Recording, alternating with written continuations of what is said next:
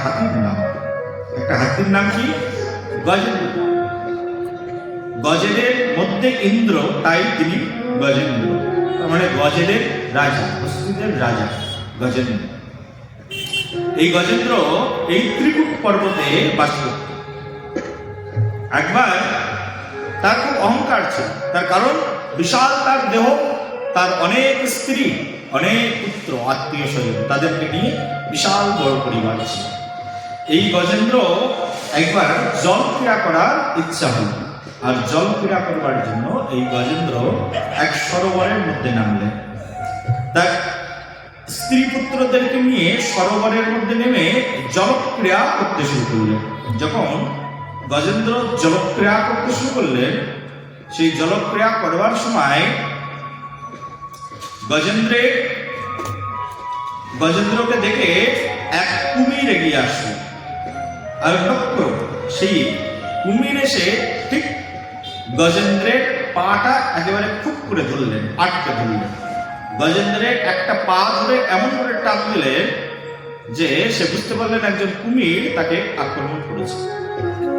তখন সেই গজেন্দ্রকে যখন একটা কুমির আক্রমণ করেছে, তখন বারবার টেনে পা ছাড়াতে পারছে না। এইভাবে কুমিরের সঙ্গে হাতির অনেকদিন ধরে যুদ্ধ হয়ে গেল। প্রায় একদিন দুই দিন যাচ্ছে, যুদ্ধ বাড়ছে, আর তার স্ত্রী স্বজন সবাই সেই হাতির স্ত্রীগণ হাতির জন্য অপেক্ষা করছে। এক এক করে সবাই ছেড়ে যাচ্ছে। হাতিদের পেটে খিদে লেগে গেছে, অন্য অন্য হাতিদের, সব হাতিরা এক এক করে ছেড়ে চলে গেলেন। গজেন্দ্র মনে করেছিল এই জগৎ সংসারে আমার অনেকে আছে, কিন্তু আজকে গজেন্দ্র দেখলেন সবাই তাকে ছেড়ে চলে যাচ্ছে। শেষ পর্যন্ত তার স্ত্রী রয়েছে। স্ত্রী বলছেন, দেখো সবাই যখন তোমাকে ছেড়ে চলে গেছে, আমি একা থেকে কি করব? ছেলেদেরকে তো দেখাশোনা করতে হবে, আমিও যাই। এই বলে হাতির স্ত্রীও চলে গেল। এখন গজেন্দ্র একা হয়ে গেল। একা একা কুমিরের সঙ্গে যুদ্ধ করতে থাকলেন। প্রায় 100 বছর যুদ্ধ হয়ে গেল। আর সেই বিশাল যুদ্ধ, সেই যুদ্ধ এমন যুদ্ধ, সে যুদ্ধ যেন শেষ হওয়ার না। হাতি উপরের দিকে টানে আর কুমির নিচের দিকে টানে। এত বছর ধরে যুদ্ধ করছে, আর জলের মধ্যে তো কুমিরের শক্তি বেশি, পেরে উঠলেন না গজেন্দ্র। গজেন্দ্র একেবারে মৃত্যুর মুখে পতিত, তার চোখ কান একেবারে ডুবে যাবে। এই মুহূর্তে তিনি ভাবলেন, আমার এই জগৎ সংসারে ভেবেছিলাম আমার অনেকে আছে, কিন্তু এখন দেখছি আমার কেউ নেই। কিন্তু আমি তো, আমার একজন নিত্য সঙ্গী আছে, কখনোই তো আমি তাকে ডাকিনি।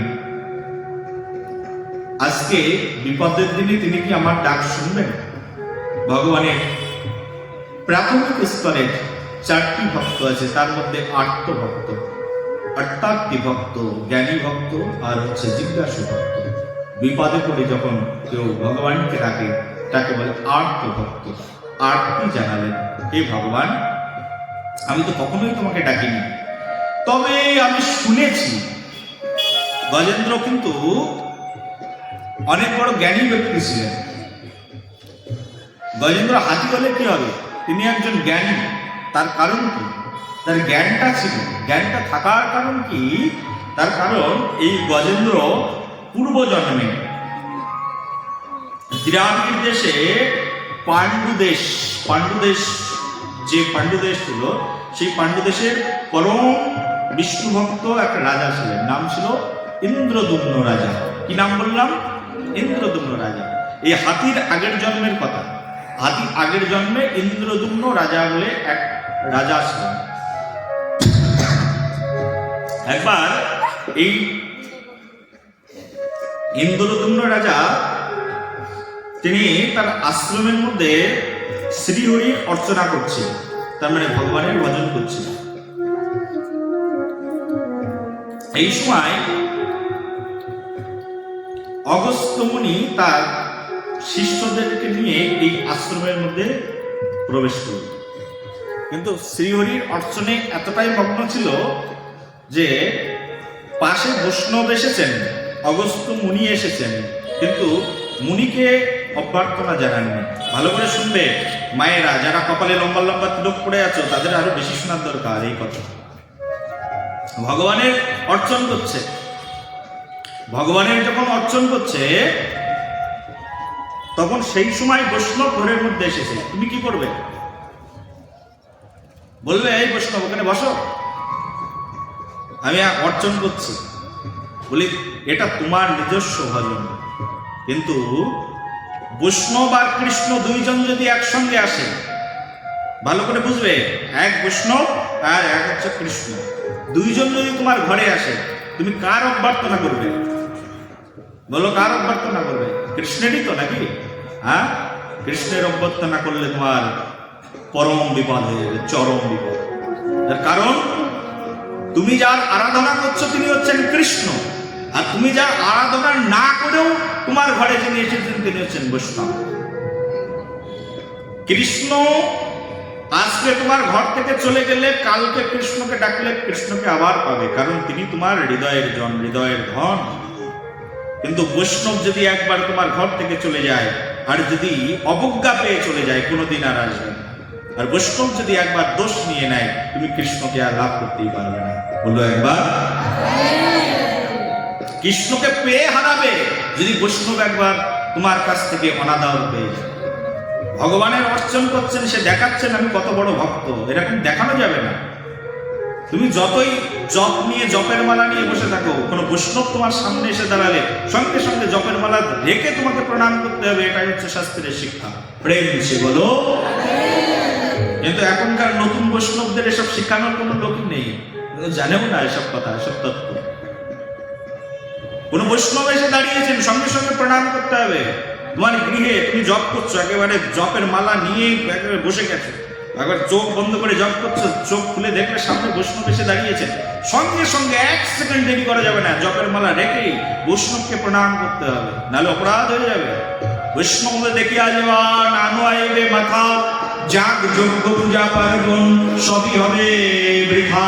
বৈষ্ণব দেখে তুমি মাথা নত করবে না তোমার ইচ্ছা মতো, বৈষ্ণব দেখলেই আগে মাথা নত করে প্রণাম করে বৈষ্ণব গৃহে আসলে প্রথমেই ঘরে ফল থাকুক আর ডাল থাকুক আর চাল থাকুক, কিছু নেই তোমার ঘরে, ঘরের মধ্য থেকে 1 গ্লাস জল নিয়ে এসে বৈষ্ণবের হাতে আগে দিতে হবে। এই বৈষ্ণব ঠাকুর আপনি এসেছেন, কৃপা করে একটু জল সেবা করুন। তারপরে তুমি আধা ঘন্টা পরে, 1 ঘন্টা পরে, 2 ঘন্টা পরে রান্না করে খাওয়াও, সেটা নাথিং ম্যাটার। কিন্তু বৈষ্ণব আসলেই তাকে কিছু না থাকুক অন্তত 1 গ্লাস জল খাওয়ালেও খাওয়াতে হবে। এটাই হচ্ছে আমাদের আদর্শ শিক্ষা, এটাই হচ্ছে আমাদের ভাগবতীয় শিক্ষা। বলো একবার, বলো একবার, প্রেম সে বলো। এই ইন্দ্রদম্ন রাজা তিনি ভগবানের অর্চনে মগ্ন আছেন, নদীকে অগস্ত্য মুনি আশ্রমের মধ্যে এসেছেন, কিন্তু অগস্ত্য মুনিকে দেখে উঠে দাঁড়াননি, এই হচ্ছে অপরাধ। তাকে অভ্যর্থনা জানাননি, এই হচ্ছে অপরাধ। কিছু সময় থেকে দেখলেন রাজা একেবারে মন দিয়ে কৃষ্ণের সেবা করছে, তখন এই যে কৃষ্ণের সেবা করছে, এই কৃষ্ণের সেবা করবার জন্য ওই যে অপমান হয়ে ফিরে গেলেন অগস্ত্য মুনি, আর যাওয়ার সময় অভিশাপ দিয়ে গেলেন, রে বড় অভিমানী রাজা তুমি, বৈষ্ণব দেখলে বৈষ্ণব সম্মান করো না, আমি তোমাকে অভিসম্পদ প্রদান করছি, যাও তুমি জলের কুমির হয়ে জন্মগ্রহণ করো। এই সঙ্গে সঙ্গে এই ইন্দ্রদম্ন রাজা পরবর্তী জন্মে এই জলের কুমির হয়ে, এই হস্তি হয়ে, তুমি হস্তি হয়ে জন্মগ্রহণ করো। সঙ্গে সঙ্গে বলে এত বড় মাথা মোটা লোক তুমি, যাও তুমি হস্তি হয়ে জন্মগ্রহণ করো। সঙ্গে সঙ্গে তিনি হস্তি হয়ে জন্মগ্রহণ করলেন, পরের জন্মে নাম হয়ে গেল তার গজেন্দ্র। এই গজেন্দ্র, তার মাথার ভিতরে স্মৃতি ছিল, স্মৃতি ছিল, কারণ তিনি জ্ঞানী ছিলেন, আগের জন্মে তিনি কৃষ্ণ ভক্ত ছিলেন।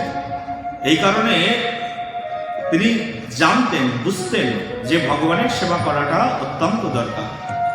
তিনি ভাবলেন আমার তো কেউ নেই, আমার অহংকারে সব শেষ হয়ে গেল, ভগবানকে তো কিছুই দিলাম না। সামনে ছিল একটা ফুল, বলে ওই যে সরোবরের উপরে পদ্ম ফুল ফোটে না, বলি এই কমল, সরোবরের উপরে কমল, সেই কমলটাকে নিয়ে একেবারে সুর দিয়ে বাগিয়ে নিয়েছেন, নিয়ে বলছেন, হে ভগবান, তোমাকে তো এ জন্মে আমি কিছুই দিলাম না, এই পুষ্পটি আমি তোমার চরণে অর্পণ করে দিলাম, কৃপা করে তুমি আমাকে উদ্ধার করো।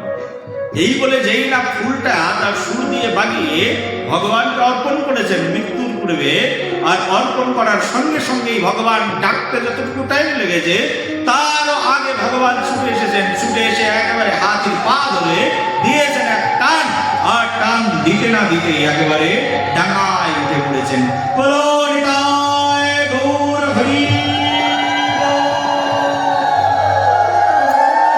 গজেন্দ্র উদ্ধার হয়ে গেল। আর গজেন্দ্র উদ্ধার হওয়ার আগে উদ্ধার হয়ে গেল সেই গজেন্দ্রের পা ধরে ঝুলে থাকা কুমিরটি। সব দেবতারা প্রশ্ন করলেন, এ কি ব্যাপার? উন্নত করলো গজেন্দ্র, উদ্ধার হয়ে গেল কুমির। বলি ভগবান তখন ব্যাখ্যা করে বললেন, শোনো, কেউ যদি আমার পা ধরে থাকে সে কবে উদ্ধার হবে ঠিক নেই, কিন্তু কেউ যদি আমার ভক্তের পা ধরে থাকে তাহলে সে সবার আগে উদ্ধার হয়ে যায়। বলো নিতাই গৌর হরি। গজেন্দ্রের পা ধরে ঝুলেছিল কুমির, আর কুমিরটাই আগে উদ্ধার হলো। যখনই টান দিয়েছেন না ভগবান পা ধরে, কুমিরটা তো পা ধরে ঝুলেছিল গজেন্দ্রের, আর কুমিরটা একেবারে লম্প মেরে উপরে ভগবান শ্রীহরির চরণে আগে গিয়ে পড়েছেন। তার মানে কুমিরটা আগে পড়ে আগে উদ্ধার হয়েছেন, আর গজেন্দ্র উদ্ধার হয়েছেন পরে। সেই জন্য এই জগৎ সংসারে কেউ যদি শ্রী গুরুদেবের চরণ ধরে থাকে, এই জগৎ সংসারে কেউ যদি হরিভক্তের চরণ ধরে থাকে, যে ভক্ত ভজন করছে সে যত তাড়াতাড়ি উদ্ধার হবে তারও আগে উদ্ধার হয়ে যাবে তার সেবকগণ। বলো একবার প্রেম সে বলো। তারই দৃষ্টান্ত এখানে স্থাপন করে দিয়েছেন স্বয়ং ভগবান। সুখদেব গোস্বামী এইভাবে গজেন্দ্র মোক্ষণ লীলাকে বর্ণনা করেছেন।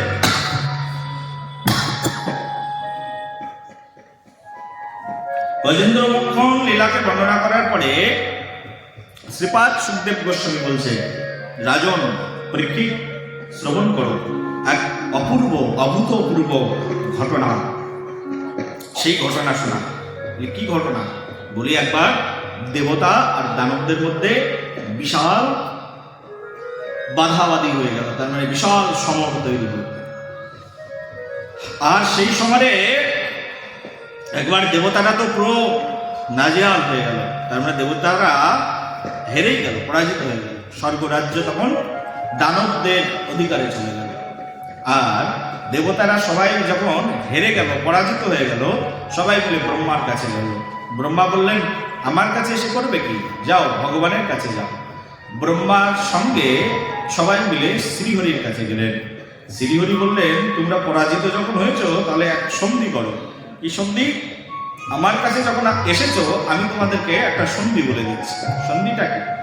তোমরা যাও দানবদের কাছে যাও, যে হাত জোর করে বলো, ভাই তোদের শক্তি বেশি, কিন্তু আমরা শুনেছি যে দেবতা দানব মিলে যদি সমুদ্র মন্থন করা হয় তাহলে সেই মন্থন থেকে অমৃত ওঠে, আর এই অমৃত যদি একবার তোমরা খেতে পারো তোমরা অমর হয়ে যাবে, আর আমরা যদি খাই আমরা অমর হয়ে যাবো। চলো আমরা সবাই মিলে সমুদ্র মন্থন করি। ভগবান যুক্তি শিখিয়ে দিলেন। আর লোভের কথা যেই না বলেছেন, অসুররা তো খুব লোভী, মনে করছে অমৃত খেয়ে যদি একবার অমর হয়ে যায় সারা জীবন ধরে কত বছর জনম জনম বেঁচে থাকবো আর অকাজ কুকাজ করে যাবো। তো অসুররা সবাই মিলে ভাবছেন, ঠিক আছে তাহলে সমুদ্র মন্থনের আয়োজন করো। সমুদ্র মন্থন করবার জন্য সবাই তখন প্রস্তুত হয়ে গেল। ক্ষীর সমুদ্রের কাছে সবাই পৌঁছালেন। আর মুনি ঋষিদেরকে ভগবান বলে দিলেন, যাও ঔষধি নিক্ষেপ করো। মুনি ঋষিরা এক এক করে সেই ক্ষীর সমুদ্রের মধ্যে একবারে ঔষধি নিক্ষেপ করলেন। তারপরে বললেন, মন্দার পর্বতকে নিয়ে এসো। মন্দার পর্বতকে উঠিয়ে নিয়ে আসতে গেলেন দেবতার অসুররা। দুই পক্ষ মিলে মন্দার পর্বতকে উঠিয়েছেন, কিন্তু নিয়ে আসতে পারছেন না, এত ভারী মন্দার পর্বত। ভগবান শ্রীবিষ্ণু তখন সঙ্গে সঙ্গে গরুড় দেবতাকে পাঠিয়ে দিলেন। আর গরুড় দেবতা তার নখের আঁচড় দিয়ে একবার মন্দর পর্বতকে একবার পিঠের উপরে তুলে দিলেন। আর সেই পৃষ্ঠের উপরে নিয়ে, পৃষ্ঠের উপরে যখন তুলেছেন, ভগবত কৃপাতে মন্দার পর্বত একবার শোয়ার মতো হয়ে গেছে। পৃষ্ঠের উপরে নিয়ে এসে মন্দার পর্বতকে একেবারে সমুদ্রের মধ্যে ফেলে দিয়েছে। যেই না সমুদ্রের মধ্যে ফেলে দিয়েছেন, মন্দার পর্বত ভারী হয়ে গেছে, একেবারে ডুবে যাচ্ছে, ডুবে যাচ্ছে। তখন দেবতারা, অসুররা সবাই বলছেন, হে ভগবান, হে ভগবান, রক্ষা করো, রক্ষা করো। সঙ্গে সঙ্গে ভগবান বললেন, চিন্তা করো না।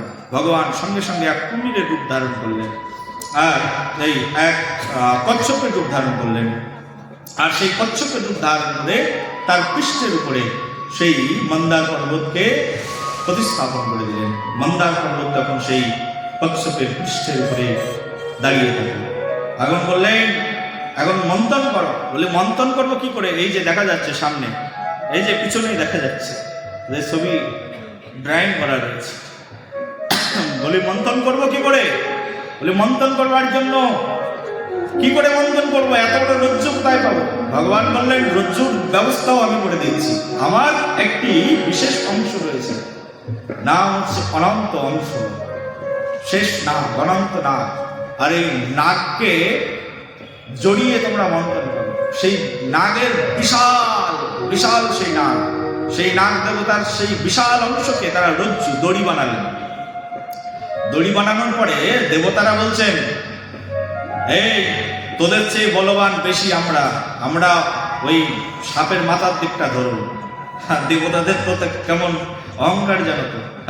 দেবতারা বলছে, রে তোদের চেয়ে বেশি বলবান আমরা, তোদেরকে স্বর্গ থেকে তাড়িয়ে দিয়েছি, এখনো তোদের লজ্জা হয়নি? তোদের চেয়ে তো বেশি বলবান।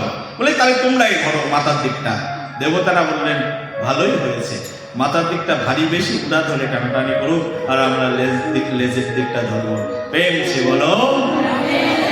অহংকারী ব্যক্তি কত দিক দিয়ে ঠকে যায় বুঝতে পারো? সব দিক দিয়ে অহংকারী ব্যক্তি ঠকে যায়। একেবারে অসুররা সাপের মাথার দিকটা ধরে টানাটানি শুরু করেছেন, আর দেবতারা সাপের লেজটা ধরে টানাটানি শুরু করেছেন। এমন টান দেওয়া শুরু করছে, সেই টানতে টানতে ভাগবত মহাপুরাণের মধ্যে বর্ণনা করা রয়েছে। সুখদেব গোস্বামী বলছেন, তত করতলীকৃত ব্যাপী হলা হলাদি সম আয়ক্ষুমম দেবদেব কৃপয়া ভূত ভাবনঃ। এমন টানতে শুরু করেছে, সেই টানের কারণে এমন হ্যাকচা টান মারতে শুরু করেছেন যে প্রথমেই সেই মন্থনের ফলে সেখান থেকে একবার হলাহল নামক বিষ সেখান থেকে উঠে এসেছে। আর যেই না হলাহল নামক বিষ উঠে এসেছে, তখন কি করবেন? দেবতারা ভাবছেন এই বিষ তো অসুররাও খাবে না। অসুররা বলছে, তোদের তোদের তোদের। দেবতারা বলছে, কি করা যায়? অসুররা বলছে, দে, এক্ষুনি ফেলে দিচ্ছি। অসুরদের তো আর ওইসব ভয় ভীতি নেই যে সমাজে প্রাণী মরে যাবে, কি হবে না হবে। কিন্তু এই পৃথিবীর যত প্রাণী আছে সবাই তো কোনো না কোনো দেবতার ভক্ত। দেবতারা বলছে, না, ওদের হাতে দেওয়া যাবে না, এক্ষুনি এখানে অকাশ করে দেবে, খারাপ করে দেবে, ধ্বংস করে দেবে পৃথিবী। দেবতারা নিয়ে তখন হাতের মধ্যে নিয়ে বলছেন, এই বিষ কে খাবে? ইন্দ্র বলছে, না না, আমি রাজা, আমি যদি মরে যাই তাহলে রাজত্ব কে চালাবে? বরুণ বলছে, না, আমার দিকে দিও না। অরুণ বলছে, না, আমার দিকে দিও না, কে নেবে? তখন স্বয়ং ভগবান শ্রীবিষ্ণু বললেন, এই তোমরা নিজেদের মধ্যে ঝগড়া করছো কেন? এখনো তোমাদের দেবতাদের দেবতা বসে আছেন, তাকে ডাকো। বলে, আমাদের দেবতাদের দেবতা? বলি, কে? তার নাম হচ্ছে শিব শম্ভু। বলো, শিব শঙ্কর ভগবান কি? বলে, জানো না দেবতাদেরও দেবতা আছে? দেবতাদের দেবতা, যে দেবতাদের আদি দেবতা নাম হচ্ছে শিব শম্ভু, ডাকো তাকে। তখন সবাই মিলে, ভগবান জানেন এই বিষ একমাত্র হজম করার ক্ষমতা কোনো দেবতার নেই, কিন্তু দেবাদিদেব মহাদেবের আছে। মহাদেবকে সবাই মিলে ডাকলেন। মহাদেব তো ধ্যানের মধ্যে ছিল, আর সবাই মিলে মহাদেবকে এত ডাকাডাকি করেছেন, মহাদেব ধ্যান থেকে নেমে এসেছেন। বলে, কি হয়েছে? বলে, দেখো বড় দাদা, আমাদের খুবই অসুবিধা হয়ে গেছে। এই যে আমরা মন্থন করে বিষ উৎপন্ন করেছি, বিষ কে নেবে? বলে, কেউ যখন নেওয়ার নেই তা আমার কাছে দাও। সঙ্গে সঙ্গে মহাদেব সেই বিষের পাত্রটা নিয়ে নিলেন, সঙ্গে সঙ্গে বিষ চুমুক দিয়ে খেয়ে নিলেন। আর সঙ্গে সঙ্গে ভগবান মহাদেবের নাম হয়ে গেল নীলকণ্ঠ মহাদেব। বলো, নীলকণ্ঠ মহাদেব। যদি এখনো এই নীলকণ্ঠ মহাদেবকে দর্শন করতে চাও তাহলে একবার হরিদ্বারে চলে যাবে। বলো হরিদ্বার ধামে কি। এখনো পর্যন্ত নীলকণ্ঠ মহাদেব বিষ খেয়ে নীলকণ্ঠ হয়ে এখন হরিদ্বারের মধ্যে বসে রয়েছেন। মহাদেব বিষ খেয়ে নিলেন আর তাদের সব সংশয় চলে গেল। বলো শুরু করো এখন আবার মন্থন। সবাই মিলে আবার মন্থন শুরু করলো। আর মন্থন করতে করতে করতে করতে প্রথমে তো বিষ, প্রথমে কিন্তু খারাপ জিনিসটাই ওঠে, তারপরে আস্তে আস্তে ভালো।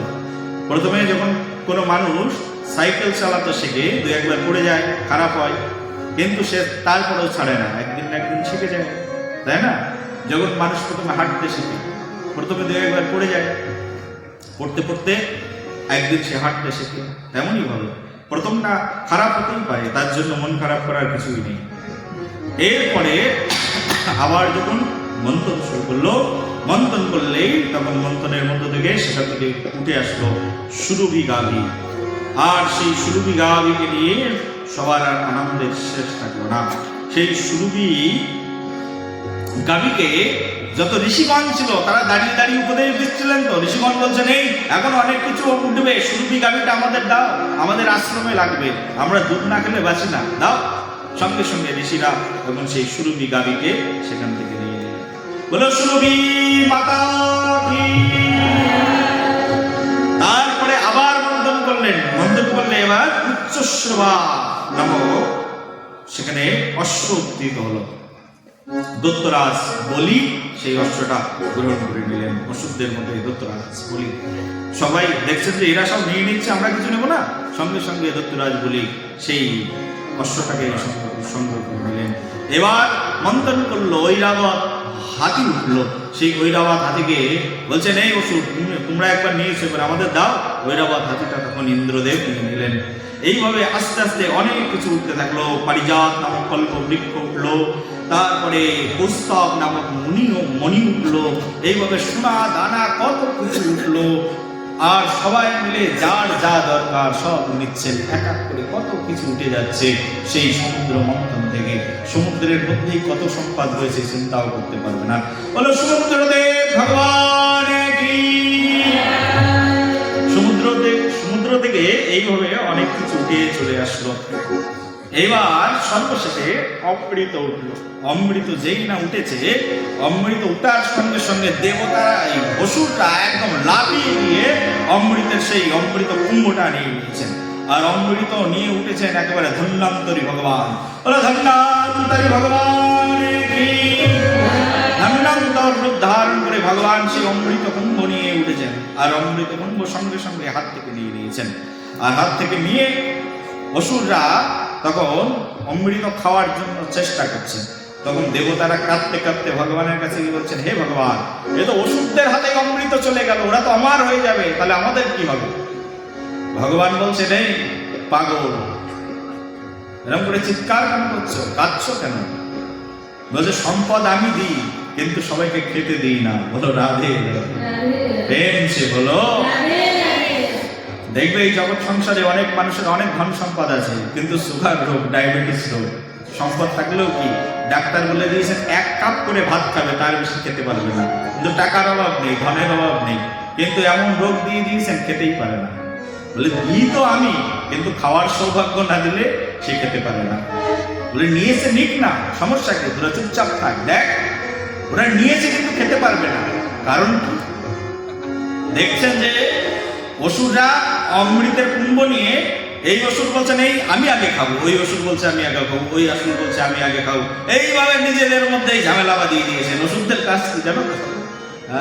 আমাদের এই জগৎ সংসারে অসুররাও যা করে ওই অসুরও তাই। ওই অসুরকে দেখেই তো এই জগৎ সংসারে অসুর তৈরি হয়েছে। যদি এখন এখানে ফ্রিতে কম্বল বিতরণ করা হয়, তাহলে যারা অসুর গোষ্ঠীর লোক আছে তারা এ বলবে আমি নেবো আগে, ও বলবে আমি নেবো, ও বলে আমি নেবো, একেবারে বিশৃঙ্খল পরিবেশ তৈরি হয়ে যায়। বলো একবার রাধে রাধে। আর সেই অমৃত কুম্ভ নিয়ে সবাই টানা হেঁচড়া এমন শুরু করলেন যে অমৃত কুম্ভ কে খাবে অসুরদের মধ্যে সিলেক্টই করতে পারলেন না। তখন সঙ্গে সঙ্গে ভগবান মোহিনী রূপ ধারণ করলেন। আর মোহিনী রূপ ধারণ করে যখনই মোহিনী রূপ ধারণ করে উঠেছেন, উঠে এখন হেলতে দুলতে একটা সুন্দর রমণীর রূপ ধারণ করেছেন ভগবান। হেলতে দুলতে আসছে, তখন অসুরদের অমৃত খাওয়া বন্ধ হয়ে গেছে। সেই রমণীর দিকে হা করে তাকিয়ে আছে, হাতের মধ্যে কি দাও ওটা আমাকে, সঙ্গে সঙ্গে দিয়ে দিয়েছে। রমণীকে দেখে ভুলে গেছে, আর সঙ্গে সঙ্গে অমৃত কুম্ভ ভগবানের হাতে দিয়ে দিয়েছে। ভগবান বলছেন, ভগবান মোহিনী রূপ ধারণকারী ভগবান বলছেন, খেতে চাও? আমি তোমাদেরকে খাওয়াতে পারি। বলে হ্যাঁ খেতে চাই, তুমি খাওয়াও আমাদেরকে।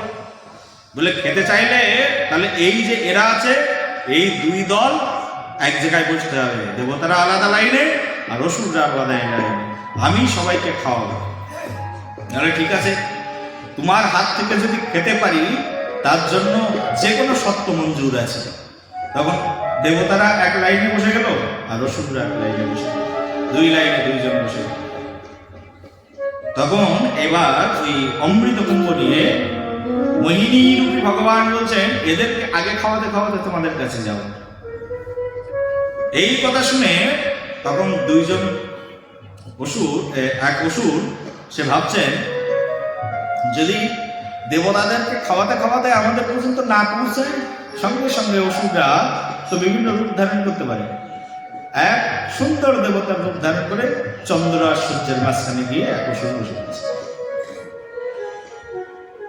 বলি যদি ওষুধদের পর্যন্ত যায় ঠিক আছে, যদি না যায় তাহলে? আর ওষুধদেরকে বোঝালে নেই, এদেরকে আগে দিচ্ছি তাহলে তোমাদের কি, এদেরকে তো অল্প অল্প দিয়ে তোমাদের কাছে যাব, আর যারা শেষে থাকবে তাদের কাছেই তো আমি থেকে যাব, কারণ এদেরকে দিলে এরা তো চলে যাবে আর তোমরা তো থেকে যাবে, আর তোমাদের কাছেই তো আমি থেকে যাবো। হ্যাঁ ঠিক বলেছো, এত সময় পরে ঠিকঠাক বুঝেছি। এবার দেবতাদের দেওয়া শুরু করেছেন, দেবতাদেরকে সব পরিবেশন করছেন লাইন দিয়ে, আর দেবতাদের মাঝখানে একজন অসুর বসে আছে।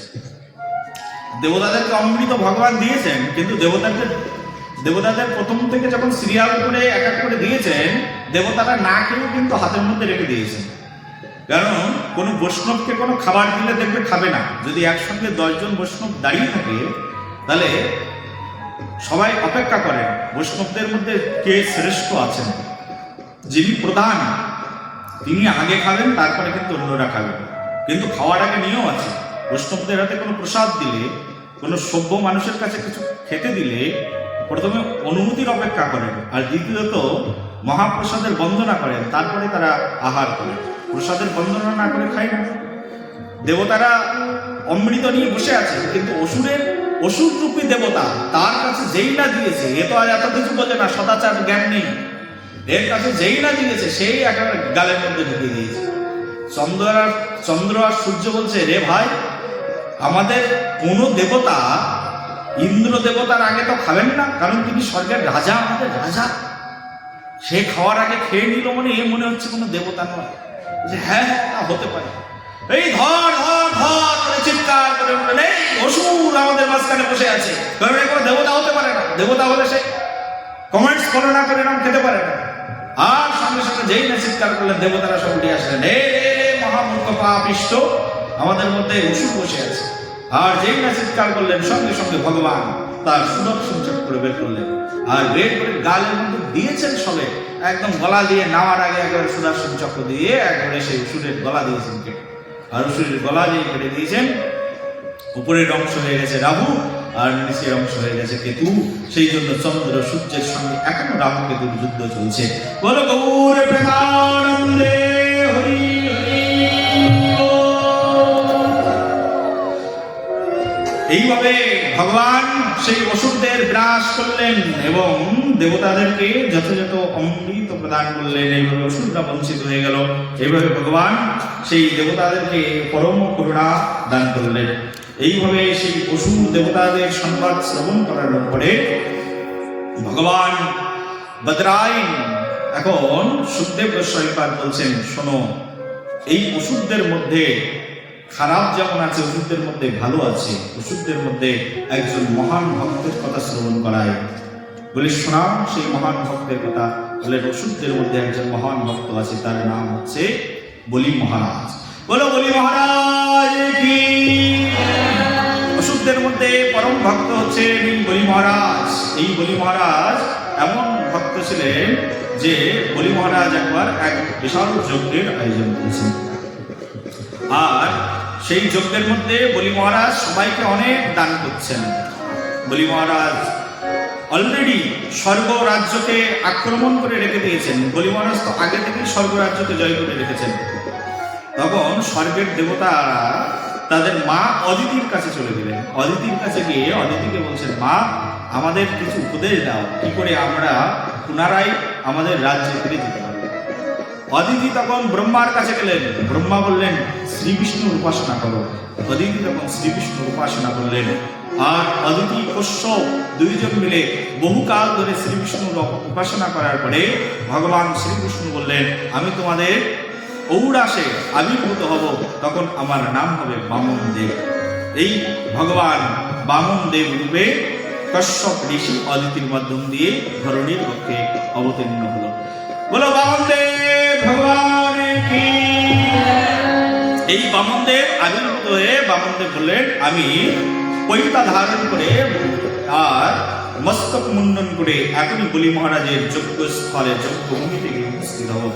সঙ্গে সঙ্গে বামন দেব এবার যজ্ঞভূমিতে শত অশ্বমেধ যজ্ঞ করে ফেলেছেন অলরেডি এই বলি মহারাজ। আর সেই যজ্ঞভূমিতে গিয়ে উপস্থিত হয়েছেন মাঘ মাসের শুক্ল প্রতিপাদ তিথিতে, একেবারে দ্বাদশী তিথির দিনে পয়ব্রত করে এই বামনদেবকে পেয়েছিলেন।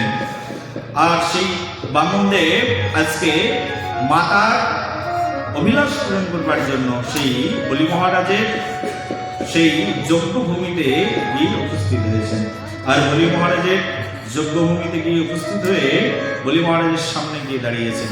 আর বলি মহারাজ দেখছেন একটা সুন্দর ব্রাহ্মণ, এত সুন্দর ব্রাহ্মণ, এত অল্প বয়সী ব্রাহ্মণ, আর এত তার গা দিয়ে ঠিকরে জ্যোতি বের হচ্ছে, ব্রহ্মচার্যের দিব্য জ্যোতিতে উদ্ভাসিত ব্রাহ্মণ। সেই ব্রাহ্মণকে দেখে খুব আনন্দিত হয়ে গেলেন। আর ব্রাহ্মণকে দেখে বলি মহারাজ বললেন, হে ব্রাহ্মণ, আজকে যেন তুমি আমার এই যজ্ঞভূমিতে এসে আমাকে ধন্যাতি ধন্য করেছ। বলি মহারাজ সাধারণ কেউ নন, ওষুধ বলে হলো কি হবে, স্বয়ং প্রহ্লাদ মহারাজ, তার পুত্র বিরোচন, তারই পুত্র এই বলি মহারাজ। বলি মহারাজ তখন রাজা। বলি মহারাজ তখন বলছেন, তুমি ধন্যাতি ধন্য করেছ আমার এই যজ্ঞভূমিকে, বলো কি চাই। তখন সেই ব্রাহ্মণ বলছেন, বামনদেব ভগবান বলছেন, আমি বেশি কিছু চাই না, 3 পা ভূমি চাই। এই কথা শুনে বলছেন, রে মাত্র 3 পা ভূমি? একজন মহান রাজার কাছে এসেছো, যিনি স্বর্গ মর্ত পাতালের রাজা, তার কাছে এসে তুমি 3 পা ভূমি কেন চাইছো? 3টে ভুবন চাইতে পারো, 3টে রাজ্য চাইতে পারো, এই ছোট ছোট ছোট্ট 3টে ভূমি? বলে না না, আমি ব্রাহ্মণ তো, আর ব্রাহ্মণদেরকে যতটুকু দরকার তার বেশি দিলে ব্রাহ্মণত্ব নষ্ট হয়ে যায়। ভালো করে শুনবে, শাস্ত্রের মধ্যে বলছে ব্রাহ্মণ ততটুকুই দান নেবেন যতটুকু তার প্রয়োজন, কিন্তু ব্রাহ্মণ প্রয়োজনের অতিরিক্ত দান গ্রহণ করলে ব্রাহ্মণত্ব নষ্ট হয়ে যায়। বামনদেব ভগবান বলছে যে ব্রাহ্মণের কাজ তো যজমানের কল্যাণ করা, আর ব্রাহ্মণ যতটুকু প্রয়োজন তার বেশি যদি দান গ্রহণ করে তাহলে তো সে ব্রাহ্মণ লোভের বশবর্তী হয়ে যাবে, আর লোভ থাকলে সে তার ব্রাহ্মণত্ব গুণ নষ্ট হয়ে যাবে। তো আমি তো ব্রাহ্মণ, আমার 3 পা ভূমি দরকার, আমার বেশি কিছু দরকার নেই। একথা শুনে তখন খুব আনন্দ পেলেন, না এতদিন পরে একজন সৎ ব্রাহ্মণ পেয়েছি। বলে ঠিক আছে, তোমাকে আমি 3 পা ভূমি দান করবো। বলে করবে তো? বলছে হ্যাঁ করবো, না মানে তুমি মাত্র 3 পা ভূমি চেয়েছো, কেন করবো না? বলে না না, যদি করতে চাও তাহলে তোমাকে জল নিয়ে হাতে একেবারে সংকল্প করতে হবে। এইটুকুর জন্য সংকল্প? ঠিক আছে, তাও করতে রাজি আছে। সংকল্প করবার জন্য জল একেবারে নিয়েছেন, আসমনপত্র নিয়েছেন, জল নিয়ে গঙ্গা জল নিয়ে সংকল্প করবেন। সঙ্গে সঙ্গে শুক্রাচার্য এসেছে। এই রাজা করছো কি? গুরুদেব শুক্রাচার্য। বলি এই তুমি জল নিয়ে সংকল্প করো না কেন, কি হয়েছে গুরুদেব? বলি জানো তুমি কে দাঁড়িয়ে আছে তোমার সামনে? বলি কে? আরে এ হচ্ছে চিটার, সেই ভগবান শ্রী বিষ্ণু চিটিং করে একেবারে চিটারিগিরি করে তোমার সামনে দাঁড়িয়ে আছে। এ তোমাকে ধ্বংস করতে এসেছে, তোমার সব সম্পত্তি হরণ করে নেবে। এর 3 পা ভূমি দিলে তোমার সব সম্পত্তি দখল করে নেবে। তখন বলি মহারাজ বলছেন, হে গুরুদেব, আমি একবার মুখ দিয়ে প্রতিজ্ঞা করে দিয়েছি যে আমি তাকে 3 পা ভূমি দেব, আপনি বললেও আপনার কথা শুনবো না। বলে আমি তোমার গুরুদেব, আমার কথা শোনো, গুরু বাক্য পালন করা তোমার কর্তব্য। বলি মহারাজ বললেন, একবার আমি প্রতিজ্ঞা করে দিয়েছি, আর প্রতিজ্ঞা রাজার বচনই হচ্ছে তার সবচেয়ে বড় ধর্ম। আর আমি একবার প্রতিজ্ঞা যখন করে দিয়েছি, তো গুরুদেবের কথাও আমি মানব না। আমাদের শাস্ত্রে বর্ণনা করা আছে গুরু বাক্য কি শিরোধার্য, কিন্তু গুরু বাক্য মানছেন না কে? বলো কে? বলি মহারাজ।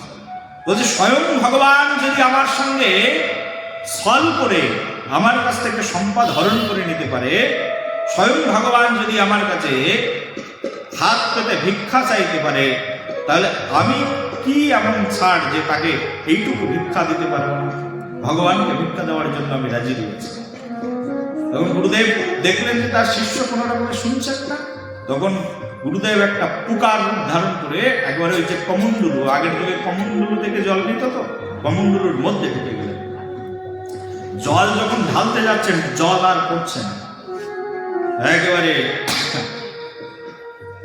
যখন বলি মহারাজ একটা ছোট্ট একটা লোহদণ্ড নিয়েছেন, লোহার দণ্ড নিয়ে একদম কমণ্ডলুর মধ্যে ঢুকিয়ে দিয়ে দিয়েছেন এখানে খোঁচা মেরে, আর সঙ্গে সঙ্গে সেই খোঁচা লেগে সেই পোকার চোখ গেছে অন্ধ, আর ওর ভিতর থেকে এবার করতে করতে বেরিয়ে এসেছেন শুক্রাচার্য। রে মূর্খ, তুই আমাকে চোখ অন্ধ করে দিলি। বলে তোমার মতো গুরুদেবের তো চোখ অন্ধ হওয়া উচিত। যে গুরুদেব ভগবানের সেবা করতে নিষেধ করে, সেই গুরুদেব অন্ধ হয়েই তার থাকা উচিত। নিতাই গৌর প্রেমানন্দে হরি। এই জগৎ সংসারে এমনও অনেক শুক্রাচার্যের মতো গুরুদেব আছে যারা বলেন এই কৃষ্ণ সেবা করবে না, ভাগবত শ্রবণ করতে যাবে না, একাদশী ব্রত পালন করার দরকার নেই, ভগবানের নাম করার দরকার নেই। সেই সব গুরুদেবের চোখ অন্ধ করে শিষ্যদের তাদেরকে পরিত্যাগ করা উচিত। যেমন করে বলি মহারাজ ভগবানের সেবার জন্য নিজের গুরুদেবকে পরিত্যাগ করেছিলেন। শাস্ত্রে বলা হচ্ছে গুরু ত্যাগ করলে মহা অপরাধ হয়, কিন্তু যে গুরুদেব ভগবান সেবা থেকে, ভগবানের সেবা থেকে শিষ্যকে দূরে সরিয়ে রাখে, সেই গুরুদেবকে পরিত্যাগ করলে কোনো ধরনের অপরাধ হয় না। প্রেম সে বলো, বলো একবার। গুরুদেবকে পরিত্যাগ করলেন, সঙ্গে সঙ্গে বললেন আমি তোমার মতো গুরুদেব চাই না, তোমাকে আমি পরিত্যাগ করবো। যেই না গুরুদেবকে এইরকম ভর্ৎসনা করেছেন, গুরুদেব বলছেন, শুক্রাচার্য বলছেন আমার বলে বলিয়ান হয়ে আমাকে এইরকম পুরস্কার, আমি তোকে অভিশাপ দিচ্ছি, তুই শ্রীহীন হয়ে যাবে। সঙ্গে সঙ্গে দেখতে দেখতে সেই বলি মহারাজ শ্রীহীন হয়ে পড়ল, তারপরে তার সব সম্পদ হরণ হয়ে গেল। ভগবানকে তিনি প্রতিজ্ঞা করে 3 পা ভূমি দিয়ে দিলেন, আর বামনদেব ভগবান প্রথম পা দিয়ে পুরো পৃথিবীকে তিনি দখল করে নিলেন, আর দ্বিতীয় পা তিনি একেবারে আকাশের উপরে তুলে দিলেন, পুরো গগনমার্গ দখল করে নিলেন। তার পক্ষী দেশ থেকে আরেকটি পায়ের উদ্ভব হলো, তৃতীয় পা। বললেন আমি তৃতীয় পা কোথায় রাখবো? বলি মহারাজ বললেন চিন্তা করবেন না প্রভু, আপনার তৃতীয় পা দেওয়ার জন্য আমি আরেকটি জায়গা রেখেছি, সেই জায়গা হচ্ছে আমার মস্তক। আপনি আপনার এই তৃতীয় পা আমার মস্তকের উপরে দিন।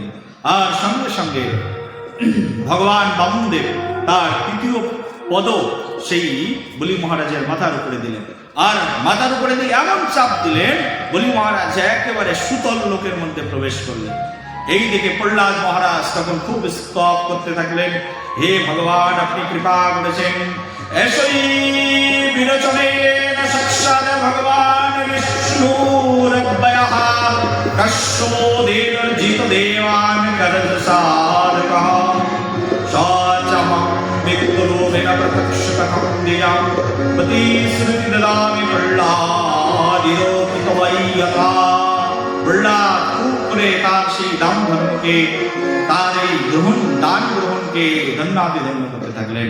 প্রহ্লাদ বললেন হে ভগবান আপনি কত করুণা করেছেন আমার বংশে, যে আপনার যে চরণ লাভের জন্য মুনি ঋষিরা বহু কোটি কোটি জন্ম তপস্যা করে, সেই চরণ আমার প্রপুত্রের মস্তকের উপরে আপনি প্রতিস্থাপন করেছেন।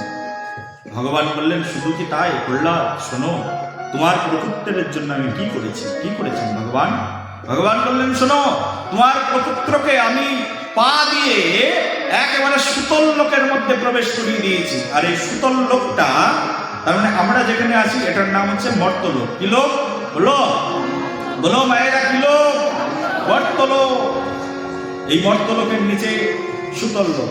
মর্তলোকের কতটা নিচে দেখো, আমরা যেখানে আছি ভূলোক, ভূ, ভুব, জনলোক, মহলোক, তপলোক, ব্রহ্মলোক। ভূ, ভুব, স্বর্গলোক, জনলোক, মহলোক, তপলোক, তার উপরে রয়েছে ব্রহ্মলোক। আর এর নিচে আছে অতল।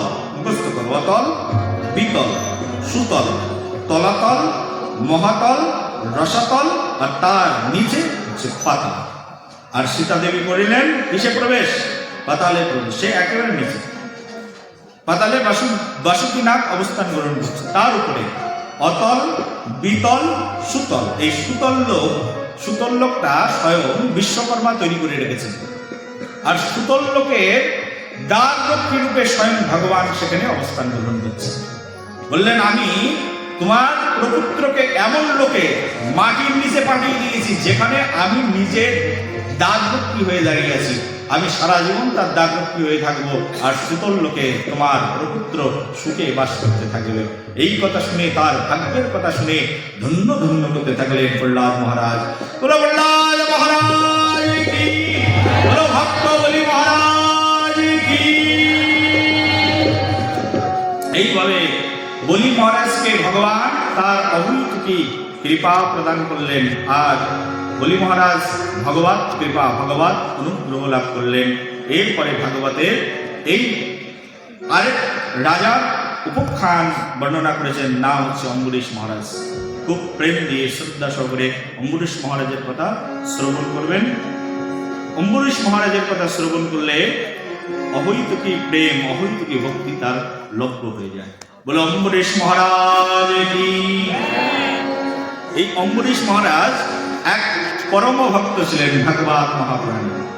আমাদের সময় এত কম যে আমাদেরকে খুব তাড়াতাড়ি সব কথাগুলো বলতে হচ্ছে, কারণ আমরা চাই ভাগবতের দ্বাদশ স্কন্ধ পর্যন্ত আমরা আর 2 দিন সময় আছে, এই 2 দিনের মধ্যে শ্রবণ করব।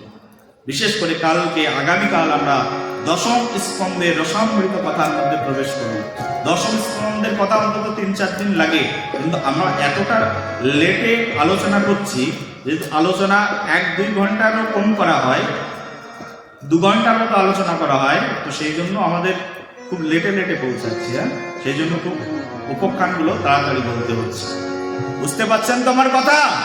বুঝতে পারলে একবার বলুন রাধে রাধে। প্রেম সে বলো, দুয়ার তুলে বলো, বলো রাধা রানী সরকার কি।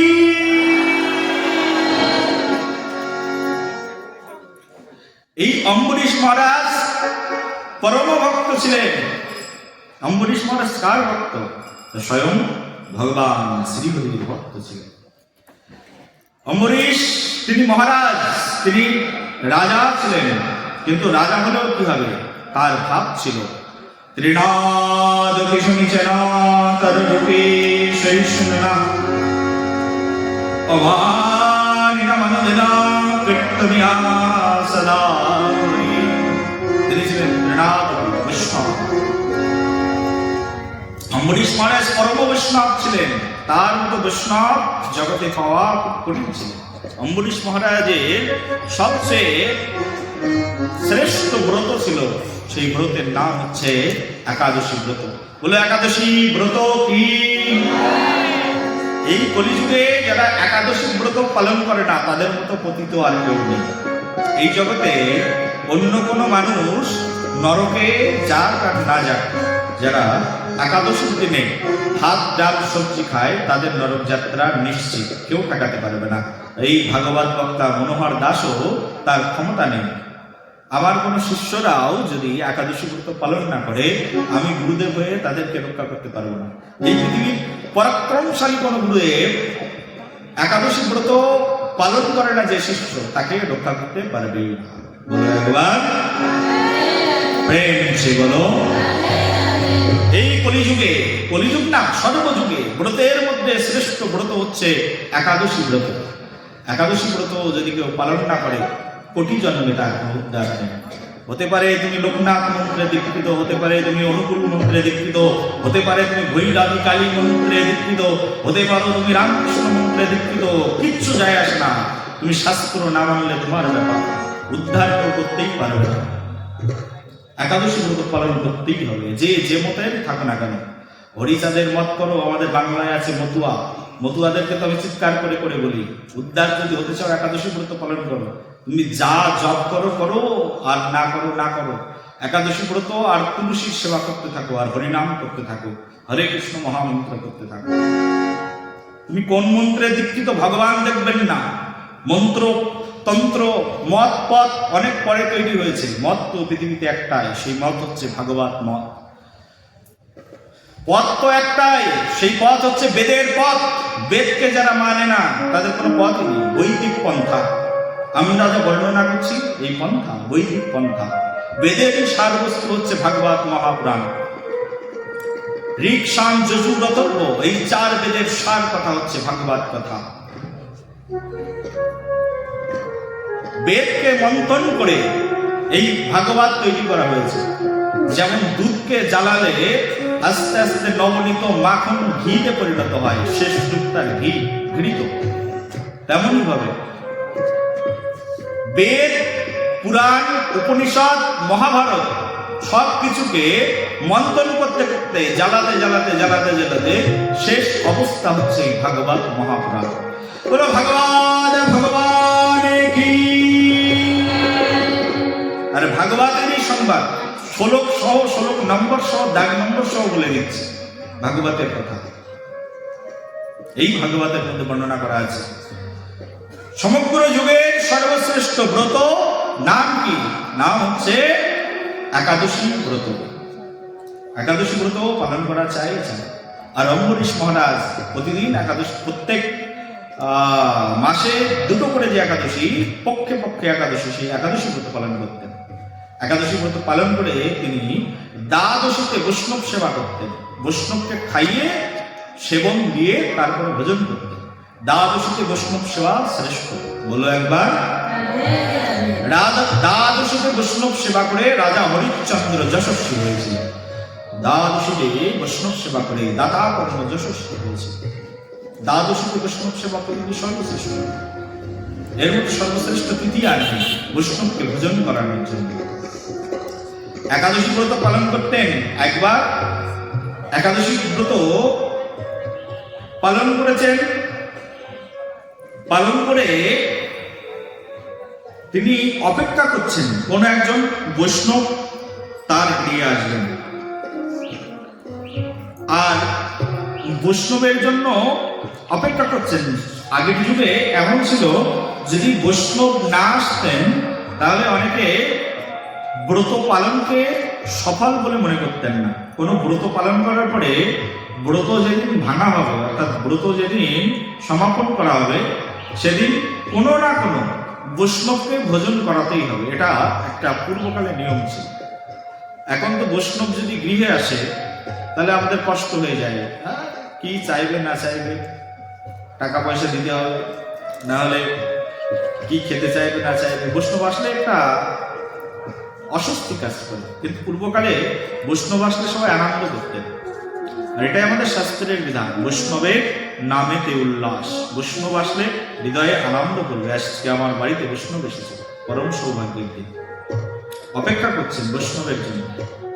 হঠাৎ করে সেদিন দ্বাদশী যুগে দুর্বাসা ঋষি এসেছেন। দুর্বাসা ঋষি সকালে এসে বলছেন, আমি তোমার গৃহে ভোজন করব। আনন্দ করলেন, খুব আনন্দ পেলেন অম্বরীশ মহারাজ।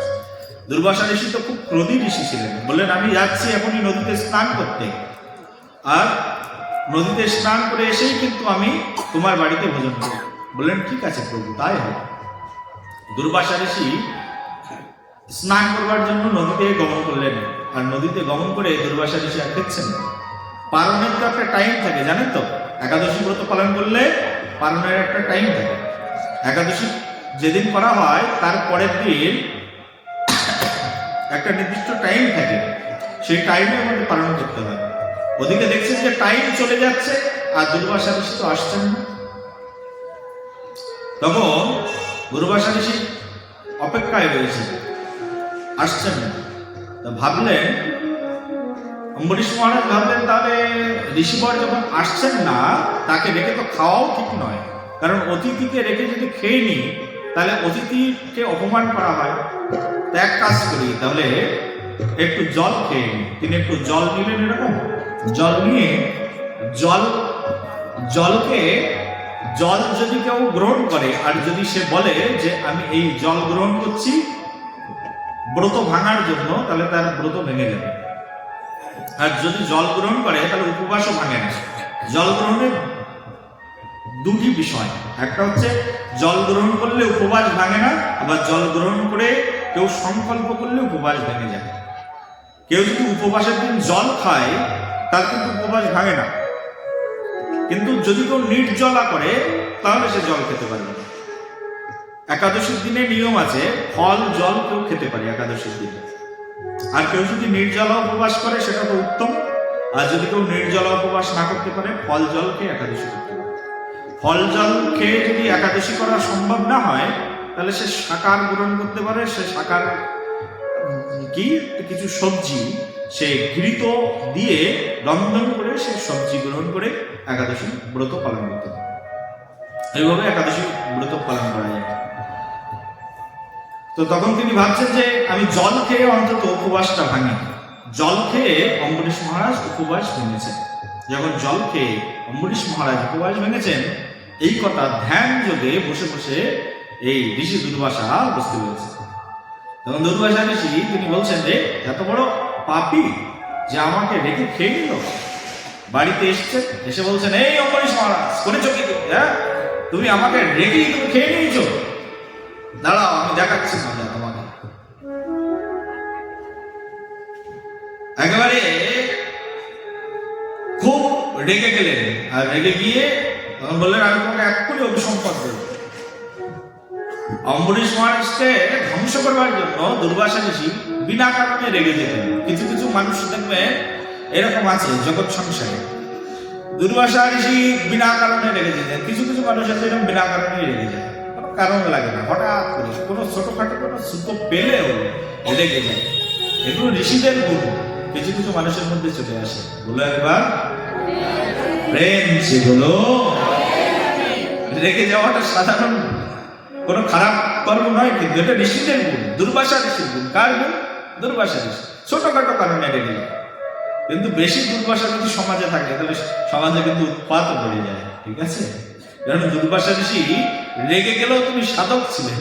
ঠিক আছে, নিজেকে রক্ষা করার প্রোটেকশন দেওয়ার মতো ক্ষমতা ছিল তার কাছে।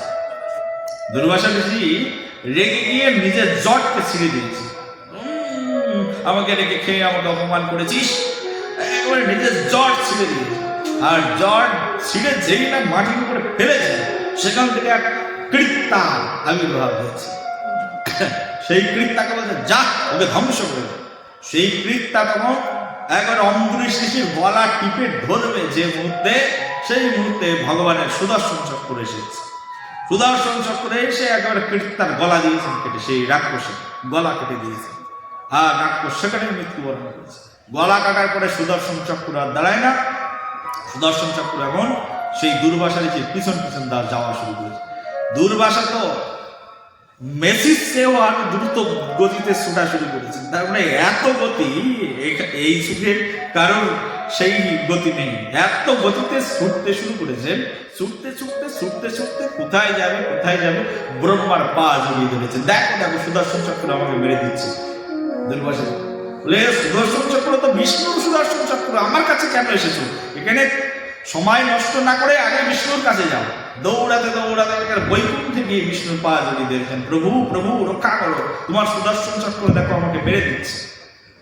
বলে সুদর্শন চক্র তো আমি পাঠাইনি, সুদর্শন চক্র তো সবসময় আমার ভক্তকে রক্ষা করবার জন্য আমি ছেড়েই রেখেছি। সুদর্শন চক্র কিন্তু বিষ্ণুর হাতে থাকেন না সবসময়। যখন তিনি সুদর্শন চক্রকে ডাকেন তখনই বিষ্ণুর হাতে সুদর্শন চক্র আসে। অন্য অন্য সময় সুদর্শন চক্র ভক্তদের আশেপাশেই থাকেন, ভক্তদের রক্ষা করবার জন্য। বলো একবার প্রেম সে বলো। ভালো করে শুনে রাখো, উপকার হবে তোমাদের। কারণ যদি কোনোদিন বিপদ হয়, মহা বিপদের মধ্যে আছো, আর বিপদের দিনে কিচ্ছু করা লাগবে না, শুধু চোখ বন্ধ করবে, একবার বুকের উপরে হাত রাখবে, ধ্যান করবে সুদর্শন চক্র, ভগবানের হাতের সুদর্শন চক্র থেকে ধ্যান করবে। দেখবে তোমার সেই মহা বিপদ, বিশাল বিপদ ছিল, তুমি যদি ভক্তি সহকারে, শ্রদ্ধা সহকারে মন থেকে সুদর্শন চক্রের ধ্যান করো, আর সুদর্শন চক্রের মন্ত্র রয়েছে, এই সুদর্শন চক্রের মন্ত্র যদি জপ করো, সঙ্গে সঙ্গে তোমার সেই বিপদ সঙ্গে সঙ্গে নাশ হয়ে যাবে। বিপদ থেকে ভগবান তোমাকে রক্ষা করবে। সুদর্শন চক্র সবসময় তার ভক্তকে রক্ষা করে। কিন্তু কৃষ্ণ ভক্তরা বিপদ তো চেয়ে নেয়, সহজে ডাকেন না। কিন্তু যদি তোমার প্রয়োজন মনে হয়, তুমি সুদর্শন চক্রকে ডাকতে পারো। যে কোনো সময় সুদর্শন চক্র তোমার কাছে চলে আসবেন তোমাকে রক্ষা করবার জন্য। ধ্যান করলেই তোমার বিপদ থেকে তুমি পরিত্রাণ পেয়ে যাবে। শুনে নাও সূত্র, এগুলো ভাগবতেরই সূত্র। বলো একবার প্রেম সে বলো, বলো রাধা রানী সরকার কি, বৃষভাগ দুলালী কি। বলি সুদর্শন চক্র তো আমার ভক্তের কাছে ছিল, আর ভক্তকে রক্ষা করার জন্য সুদর্শন চক্র নিজে বেরিয়েছে। তুমি যাও আমার ভক্তের কাছে। এই সুদর্শন চক্র আমি তোমাকে মারার জন্য বের করিনি, আমার হাত থেকে বের করলে আমি তাকে ডাকতাম, আমার কাছে আসতো। কিন্তু আমি তো আমার হাত থেকে সুদর্শন চক্র বের করিনি, এ তো আমার ভক্তের কাছে ছিল। আমার ভক্তকে রক্ষা করবার জন্য সুদর্শন চক্র বেরিয়েছে। তুমি যার কাছে অপরাধ করেছো তার কাছে চলে যাও। আবার ছুটতে ছুটতে কিনেই পুণ্যেই মত্ত লোকে শান্তি, আবার ছুটতে ছুটতে একেবারে সেই মত্ত লোকে এসে একেবারে পা জড়িয়ে ধরেছেন কার? অম্বরীশ মহারাজ। অম্বরীশ মহারাজ, আমাকে বাঁচান, বাঁচান, আপনার সুদর্শন চক্র আমাকে মেরে দিল, আমাকে ক্ষমা করুন। পা যেমন জড়িয়ে ধরেছে, বৈষ্ণবের ডাক আর জলের কি বলেছিলাম ডাক। বৈষ্ণব তো বেশি সময় রেগে থাকেন না, বৈষ্ণব এক্ষুনি রাগ করবেন, আবার এক্ষুনি ভুলে যাবেন। বলে ঠিক আছে, তুমি পা জড়িয়ে ধরার দরকার নেই, তুমি যখন ভুল বুঝতে পেরেছো আমি তোমাকে ক্ষমা করে দিচ্ছি। সুদর্শন চক্রকে থামিয়ে দিলেন। সুদর্শন চক্র, আমি স্তব করছি তোমাকে, তুমি থেমে যাও। আমার পরম বান্ধব, আমার ঘরের অতিথি, তাকে তুমি বেরো না। সঙ্গে সঙ্গে সুদর্শন চক্র দাঁড়িয়ে গেলেন। আর তখন দুর্বাসা ঋষি তিনি বুঝতে পারলেন ভগবানের ভক্তের প্রতাপ কেমন। এই হচ্ছে সেই অম্বরীশ মহারাজ। এই অম্বরীশ মহারাজ ভগবানকে যেভাবে সেবা করেছিলেন তা জগতের জন্য দৃষ্টান্ত। কেউ যদি ভগবানের ভক্ত হতে চায় তার এই একটাই সেবা করতে হবে।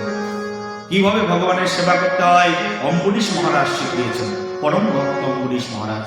আজকে সারা পৃথিবীর লক্ষ লক্ষ মানুষ অম্বরীশ মহারাজের ভক্তি, সেই ভক্তিকে দেখে তারা ভক্তি করা শিখেছে। শোনো সেই অম্বরীশ মহারাজের ভক্তি কেমন ছিল, কেমন করে তিনি ভগবানকে ডাকতেন। সবয়ে মনহা কৃষ্ণ পদার বিন্দয়া বরসংশী বৈকুণ্ঠ গুণান বর্ণনে করো হরে মন্দির বরজনাদেশু শ্রুতি চাকরো চ্যুত সতকথা। ভাগবতের নবম অধ্যায়ের চতুর্থ অধ্যায়ের নবম স্কন্ধের চতুর্থ অধ্যায়ের 18 নম্বর শ্লোক। সবে মন কৃষ্ণ পদার বিন্দয়ে, ভালো করে শুনবেন। বলছেন সবই মনা কৃষ্ণ পদার বিন্দয়ে, ভগবান আমার এই মন তোমার চরণে অর্পণ করে দিলাম। মন কোথায় দিতে হবে? ভগবানের চরণে। বরচাংশী বৈকুণ্ঠ গুণান বর্ণনে, হে ভগবান আমি আমার এই মুখ পেয়েছি শুধুমাত্র তোমার গুণগান কীর্তন করবার জন্য। এই সুন্দর মুখ পেয়ে যারা ভগবানের নাম গুণগান কীর্তন করে না তাদের মুখটাই ব্যর্থ, ঢেকের ডাক, ব্যাঙের ডাকের মতো তাদের মুখ। সেই জন্য মুখ দিয়ে কি করতে হবে? ভগবানের সেবা। অম্বরীশ মহারাজ মনটা কৃষ্ণ চরণে অর্পণ করেছিলেন, আর মুখ দিয়ে তিনি সদা সর্বক্ষণ কৃষ্ণের নাম গুণকীর্তন করতেন, কৃষ্ণের নাম কীর্তন করতেন। বরচংশী বৈকুণ্ঠ গুণান বর্ণনে করো হরে মন্দির বরজনাদেশু। আমরা হাত পেয়েছি কেন? হাতের কাজ হচ্ছে হাত দিয়ে হরির মন্দির মার্জন করা। বলে আমার বাড়ি তো প্রতিদিন আমি ঝাড় দিই, প্রতিদিন আমার বাড়িতে কুইজ মারি, প্রতিদিন আমি বাড়িটাকে পরিষ্কার করি। বলে ওটা তোমার বাড়ি, কিন্তু মন্দির নয়। তোমার বাড়িকে তুমি মন্দির মনে করো নাকি? হ্যাঁ, মন্দিরে যাবে, গুরু আশ্রমে যাবে। এই যেখানে মন্দির আছে মন্দিরে আসবে, বারোয়ারি মন্দির, মন্দিরে এসে হাত দিয়ে মন্দির পরিষ্কার করে দেবে।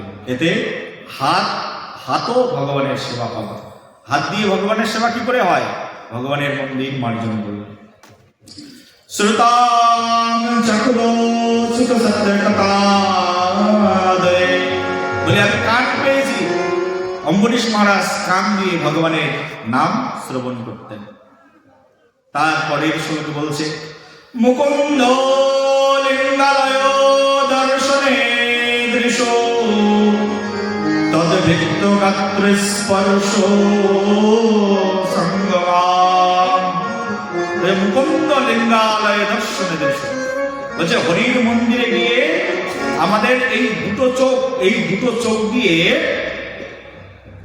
অম্বরীশ মহারাজ ভগবান শ্রীহরির রূপমাধুরীকে দর্শন করতেন।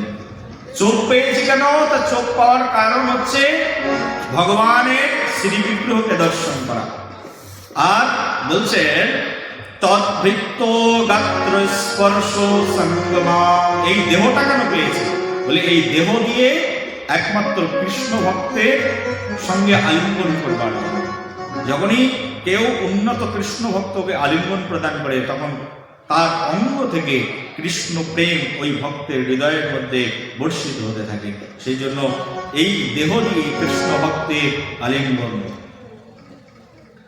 তারপরে বলছেন ঘৃণাম চতাল পদ সরযশৌরবে শ্রীমৎ তুলসোরসনম তদর্পিতে।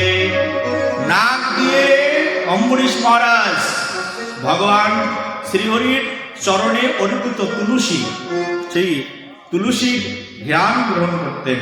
আর জিহ্বা দিয়ে ভগবান শ্রীহরির অমৃতময় প্রসাদ গ্রহণ করতেন। পদেও হরে ক্ষেত্র পদানুসর্পণে শিরো ঋষিকেশ পদানুনিবন্দনে। আর পা দিয়ে অম্বরীশ মহারাজ সারা ভারতের সব তীর্থ ভ্রমণ করেছিলেন। পা পেয়েছি কেন আমরা? তো এই পা দিয়ে যদি তীর্থস্থানে গমন না করি তাহলে এর পায়ের কোনো মূল্য নেই। পা দিয়ে অম্বরীশ মহারাজ সমগ্র তীর্থকে ভ্রমণ করেছিলেন। শিরো ঋষিকেশ পদানুনিবন্দনে। মাথা কেন পেয়েছি? তো মাথা দিয়ে ঋষিকেশ মানে ভগবান শ্রীহরির বন্দনা করবার জন্য। এই মস্তক যদি ভগবান শ্রীহরির চরণে গিয়ে পতিত না হয় তাহলে মস্তকের কি সার্থকতা? এই মাথা ঠুকে ঠুকে ভগবানের কাছে প্রার্থনা করতেন অম্বরীশ মহারাজ। কামাঞ্চ দাস্যোতু কামকম্ময়া যতত্তম সুভগজ্জনাশ্রায়তে।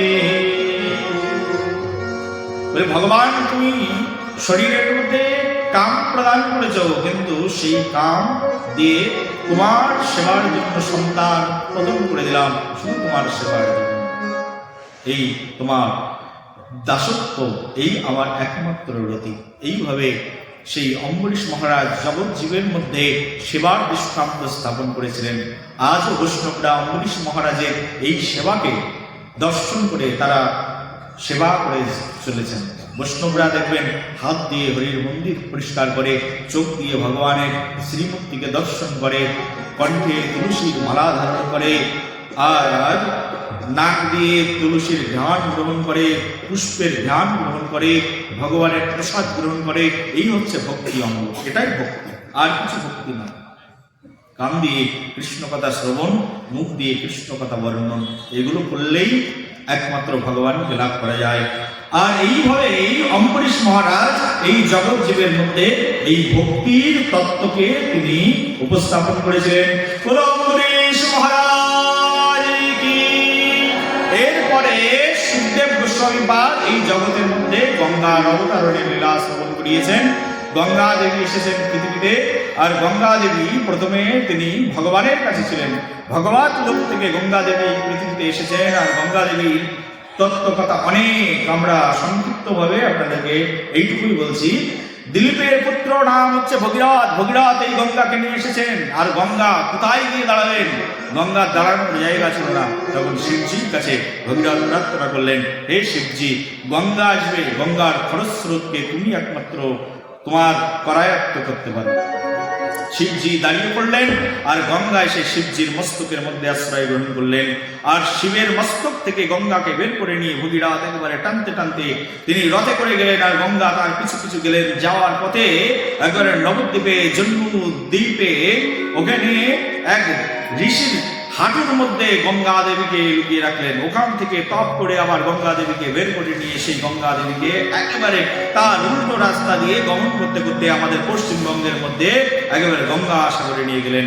আর গঙ্গা সাগরে কপিল মুনি ওখানে ভোজন করতেন। আর কপিল মুনির আশ্রমে গঙ্গা যেই না পৌঁছালো, গঙ্গা পৌঁছানোর সঙ্গে সঙ্গে সেই ভগীরথের পূর্বপুরুষগণ সেখানেই মুক্ত হয়ে গেল। বলো গঙ্গা দেবী কি, বলো গঙ্গা মাতার আগমন কি। এই গঙ্গা সমগ্র জগৎ জীবকে পবিত্র করলেন। গঙ্গা দেবী তো ভগীরথ নিয়ে আসলেন তার পিতৃপুরুষদেরকে উদ্ধার করবার জন্য, কিন্তু এই গঙ্গা আজ পর্যন্ত সকল জীবের একমাত্র আশ্রয়দাতা। এই পৃথিবীতে প্রাচীন যদি কিছু থেকে থাকে একবারে চাক্ষুষ প্রত্যক্ষ, সেটা হচ্ছে গঙ্গা, সেটা হচ্ছে যমুনা। পৃথিবীতে সবকিছু উলট পালট হয়ে গেলেও গঙ্গা যমুনা কিন্তু এখনো একই আছে। সেই গঙ্গা এখনো আছে, সেই যমুনা এখনো আছে। এখনো যদি বৃন্দাবনে যাও, গোবর্ধনকে দেখতে পাবে, সেই গোবর্ধন এখনো আছে। হয়তো অনেক জায়গায় অনেক কিছু নকল হয়ে গেছে, কিন্তু গঙ্গা কিন্তু নকল হয়নি। হয়েছে কি? হ্যাঁ, যমুনা কিন্তু নকল হয়নি। সেই জন্য গঙ্গা সবসময় কৃপাময়ী, পতিত পাবনী গঙ্গা। দেবী সুরেশ্বরী ভগবতী গঙ্গে ত্রিভুবনতারিণী তরল